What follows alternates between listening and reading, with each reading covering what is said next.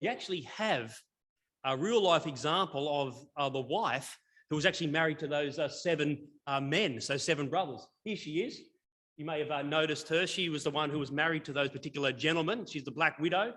Now, the reason I put that up there is because it's an example of absurdity, where you may have had this before, where people come up to you and talk to you about issues that prove that God doesn't exist, or issues that they think demonstrates that heaven can't be real. And they use examples like the Sadducees just here that are completely and utterly absurd.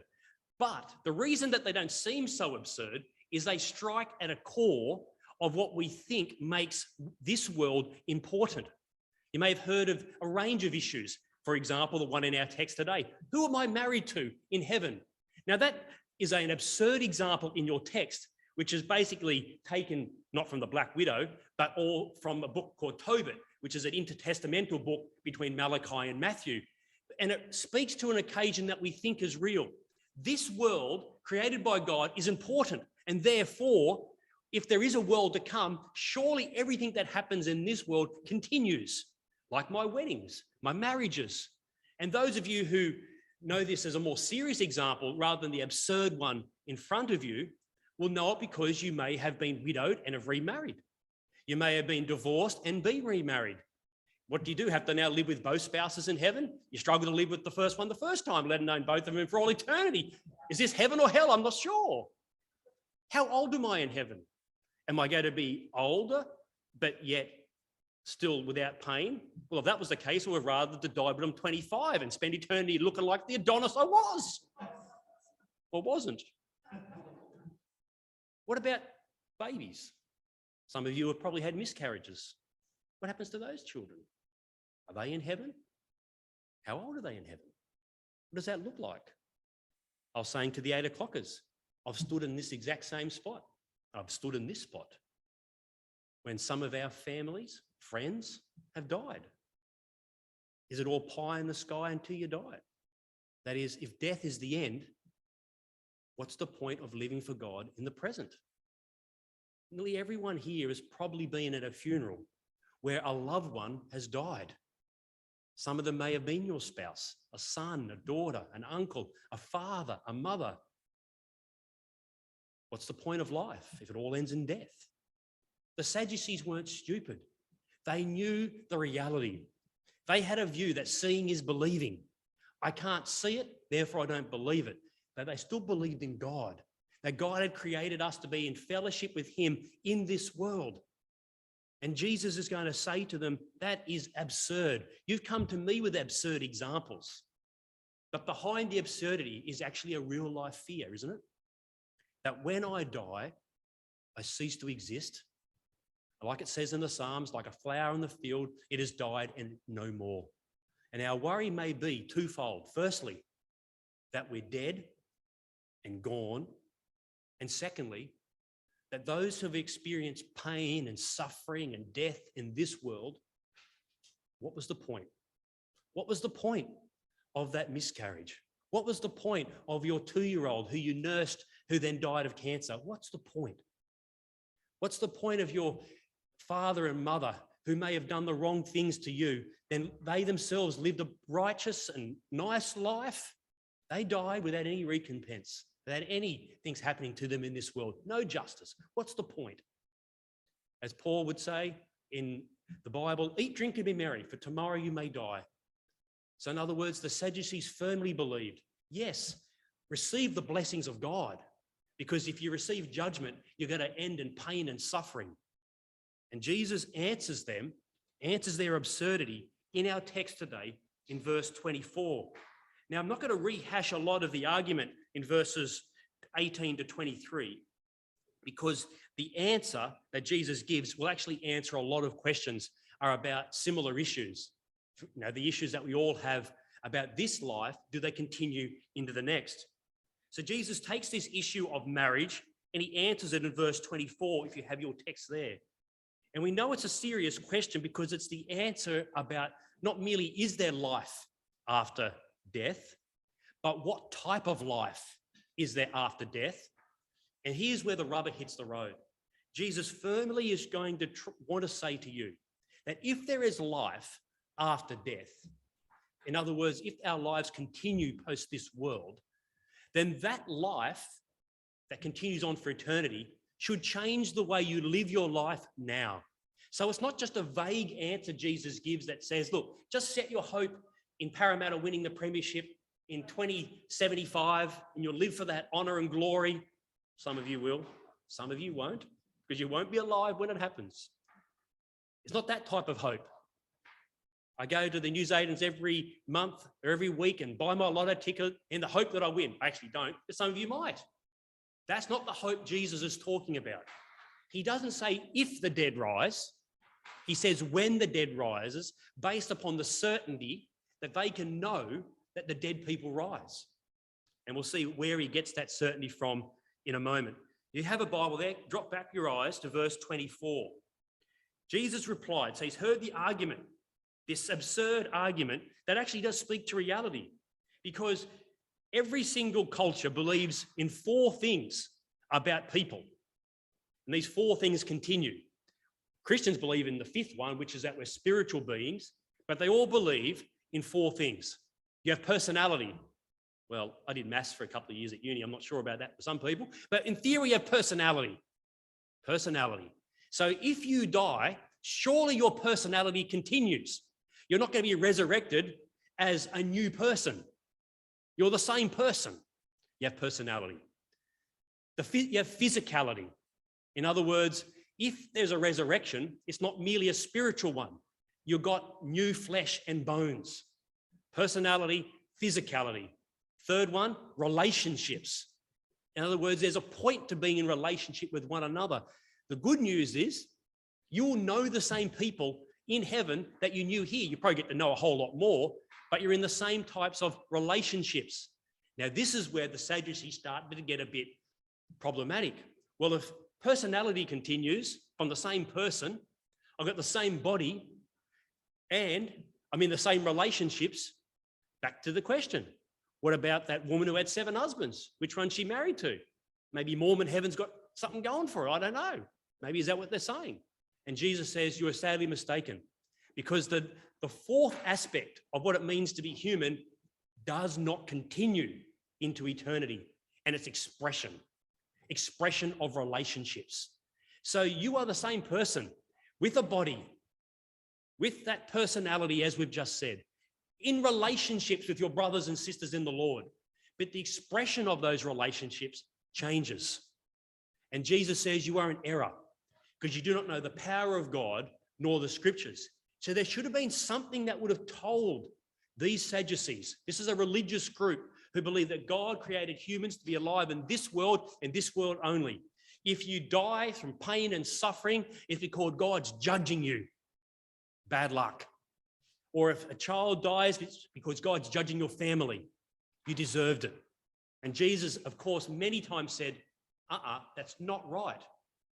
And one of his key arguments comes back to expression of relationship changes. This is what he says with the marriage bit, and it'll work with other things. For example, we've heard the jokes. God is not playing fullback for the World 11 in rugby union versus hell. You know, rugby union is not the game played in heaven. AFL obviously is. He's playing centre-half forward for the Swans, of course. But we all know those types of jokes are meant to say what from earth continues on into the future. And the answer is you do, your body does, in a new form, we'll find out in a moment, and your relationships do. But what doesn't is their expression of them. So what does it say? Come to the text, you'll see it. Are you not in error because you do not know the scriptures or the power of God? Now, last week I used the example in a similar passage that if I went to the mechanic where I take my car to and they talk to me about fixing the car, that little old me who doesn't change oil says to the person, I've got the Kia manual. Do you know the manual? They would look at me like, this guy's an idiot. Then I say, and he says, yes, I know the manual, but have you read the manual? In other words, I'm not saying, have you ever merely read it, but do you know it? Saying that to the Sadducees is the same idea. Have you not read the scriptures? Of course they've read the scriptures. Do they not know the scriptures? Of course they know the scriptures. What don't they know? They don't know how the power of God should have infused their understanding of what God is saying. They should have known that there was something in God's word that could have communicated to them that whilst personality continues, he's the God of Abraham, remember? Abraham hasn't ceased to be Abraham. He still is Abraham. When you get to heaven, you say, "G'day, Jesus."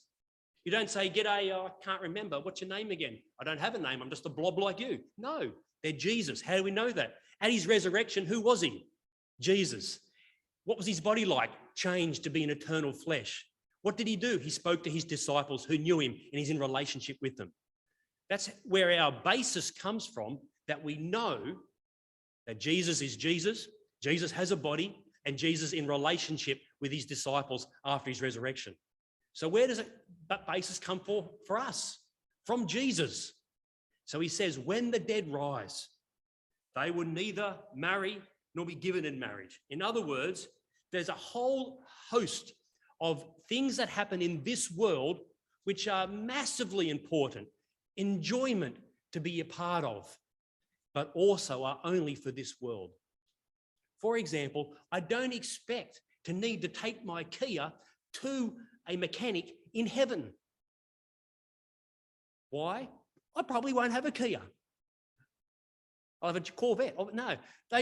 So there's your, when we apply the logic of earth to the logic of heaven, it sounds absurd, doesn't it? Because Jesus constantly affirms, whilst I stay the same person, but perfect, whilst my body is now perfect and my relationships are perfect, my expression of those relationships change. Some of you may be sitting next to your spouse right now thinking, thank goodness for that. But you will now be in a perfect relationship with them, actually. That is not merely freed from marriage, but freed from the need to be in a marriage relationship.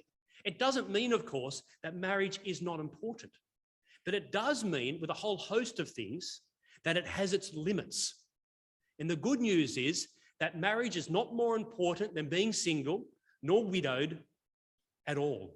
They're of equal importance as people in the sight of God. They are experiences of humanity in this world. But in the world to come, we will all be the same, as he says, like angels, which means created, which means immortal, and it means in perfect relationship with one another and with God. What that means, I've got no idea, but I'm going to guarantee it won't be painful and it will be joyful. God says that our world to come will be the answer to a lot of the problems that we experience now. More of that in a moment. We look at the power of God. So the first thing he says, as you can see there, life will change. I don't know how, but I know it will. So there are a variety of things, therefore, we do in this world that have no permanence and therefore do not exist into the next. For example, I don't think I'm going to be the perfect AFL player playing for the Swans against the Hell 11 or the Hell 18 in this case. That's not going to happen. I don't know what will happen. But therefore, it tells us that there are a whole host of interests that you participate in, whether it be sport or craft or singing, whatever it is. Those interests generally do not continue in that same form in the new world. Like marriage, does that mean it's useless in this world? Absolutely not. God has given us a personality, remember, and relationships, the things that do continue, in order that we may use them for what is absolutely important.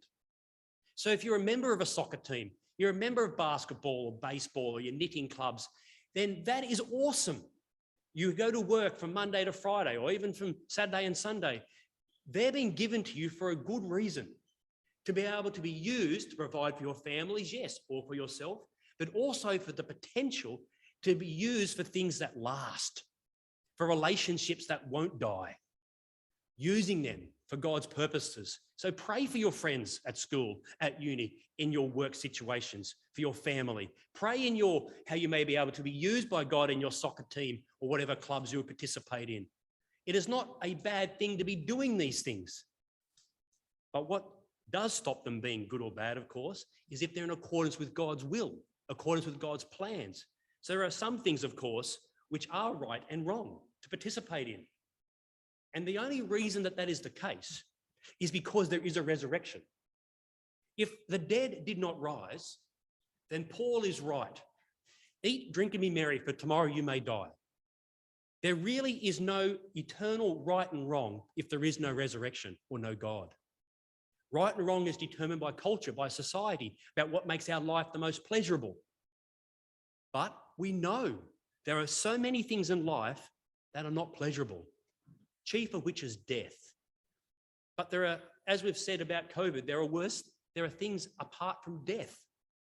And that is true in this world, isn't there? There is pain, there is grief, there is suffering, and there is injustice. But if there is no God, or if there is no resurrection, there is no justice. What makes a life just? Who suffers at the hands of another person, and that person is never held to account, then dies just like the person they hurt, and that's it. That's not justice, is there? There is no justice in the world. Therefore, you live your life to maximize desire and good things for you. You become a selfish person in order to avoid pain, grief, and suffering until you die. And that's what the Sadducees ended up as. But Jesus says, you're in error. The way you live your life is wrong. It's from a wrong premise that there is no eternal life, there is no resurrection. And his answer comes from the book of Moses, the book of Exodus. Let me read this out. Now, about the dead rising. Have you not read in the book of Moses, in the account of the burning bush? Now, if I had been Jesus, I would have thought an easier argument to make would have been to use Adam and Eve as examples. That's why I would have went, and we'll figure out in a minute why Jesus went somewhere else. Because Adam was created from Genesis, called ex nihilo, which means from nothing, which means the same life that Adam, and they use this in Romans 5, the same life that Adam leads, I could have lived, which is God takes nothing. Everybody in the graveyard is nothing at the moment, aren't they? Nothing. Everybody in the columbarium has been reduced to ash, nothing, physically. But what did God do with Adam? Breathe his life into him. We call that the spirit. And then they become what the Bible calls a living soul. So that we know for certain that God has the power to make a spirit live in heaven, don't we? Because the spirit wasn't living on earth. He had to breathe life into Adam. So we know God has the power to do that. So even without Jesus' death and resurrection, the Old Testament saints, and many of them believed that God had the power to take the spirit he breathed into me that gave me life back into heaven, which the New Testament calls paradise. But where do I get the hope that God could have then given that spirit flesh? In other words, I could be a new person, not some spirit floating around in heaven. Well, in part, he answers it from this part here in Genesis, now to Exodus. Book of Moses, in the account of the burning bush, how God said to him, I'm the God of Abraham, the God of Isaac, and the God of Jacob. He is not the God of the dead, but of the living. You are badly mistaken. His basic argument goes like this. Stop worrying about what happens to you. Focus more on who God is. It is God that counts, not me that counts. Now, in our text today, it says, when the dead rise. He doesn't say, when the good people rise. He doesn't say merely when the good people of Israel rise. At a pinch, he's just talking about Israel in our text. When Israel rise. Now, read your Old Testament. There are lots of vagabonds, lots of evil, rebellious people in Israel. So when the dead rises, provides the early indication that there is justice in this world. That the king who murdered will receive the justice he deserves from God at the resurrection. And that the people who suffered will receive the love of God at the resurrection if they worship God alone. What else does that do? It gives you perseverance for the pain that you're exhibiting right now, because you know it's not the end. It also gives you a hope that you will see your brothers and sisters in Christ again It gives you a firm hope that death has not resulted in the cessation of life, that they have returned in spirit to the Father and will one day be enclosed in flesh. How do I know that? Because Jesus is the first fruits for those who come from the dead, isn't he? The life of Jesus is a microcosm between Good Friday and Resurrection Sunday of you. That as he died upon the cross, so will you die in this world. As he laid in the tomb for those couple of days, so will you. And where did his spirit go whilst he was in the tomb? Back to the Father. And as he's living back with the Father, so will you. But then he will come and judge the living and the dead. As he is enclosed with flesh, so will you. That's what first fruits means for Jesus. Jesus is our older brother because we're going to be exactly like him. That's where our confidence comes from. So how does this example help us? In Exodus chapter 3, verse 6, I am the God of Abraham. In other words, when you're dead, you don't need a God, do you? If there are no resurrections. If dead is dead, Abraham ceased to have a God when he died, according to the Sadducees' logic. But Jesus says, no, Abraham is still alive, not because he is immortal, but because I made a promise. See, it's the promise of God that counts. Are you immortal? Well, I don't feel like it. It's because I'm not. But God makes you immortal by his sustaining power. You're eternal because he made the promise to do it. So the promise of God to sustain you is what counts. It's what counts. God is going to set all things right. Let me end on this one point then. If this is all true, what difference does it matter now? Relationships are important, but they're temporal, aren't they? They'll come and they'll go and they'll fracture. None of that is good. But it also means that God can rebuild them by the power of his Spirit. Also,